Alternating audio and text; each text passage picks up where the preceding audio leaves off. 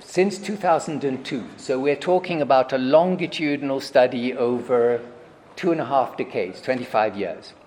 And our mission is to deliver policy-relevant research on the causes and consequences of poverty, gender inequalities, and how that affects the lives of children and young people, particularly in a context of what we might call polycrises, all kinds of series of crises that accumulate and through which young people transitioning to adulthood have had to go.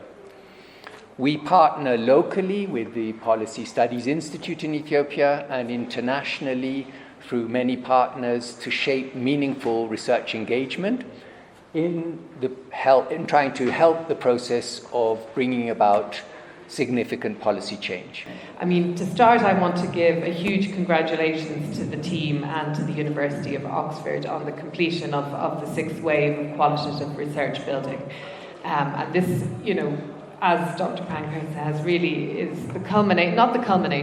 one further step on 20 years of significant research and policy engagement. And one thing that I really want to point to this morning is the enthusiasm, the sustained enthusiasm of the Young Lives team and the field researchers in keeping up this research and following young people for over 20 years and building relationships with them over that period of time.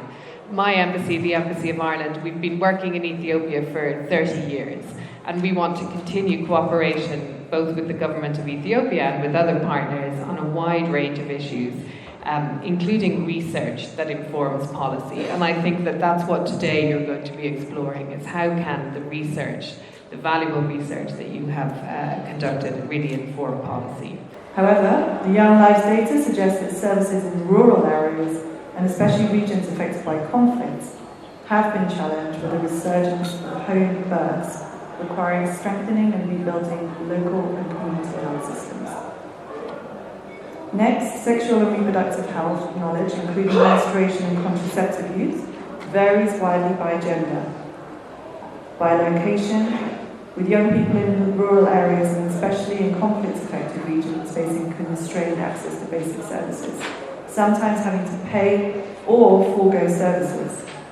Again, this is consistent with the Demographic Health Survey findings that found a slight decrease since 2016 from 36% to 35%, and massive regional variation, 50% in Sudan, 2% in Somali, 9% in Afar, 26% in Tigray, 51% in Addis Ababa. 35% of married women are using any contraceptives, 20% injectables, 10% implants, 2% a pill, and 15% of married and 40% of unmarried sexually active women have an unmet need for contraception.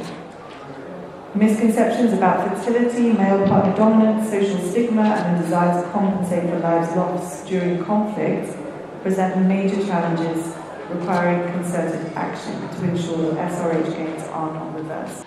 We have been implementing different national initiatives to focus and to support the young age groups. This includes IUCD Smart Start at national level.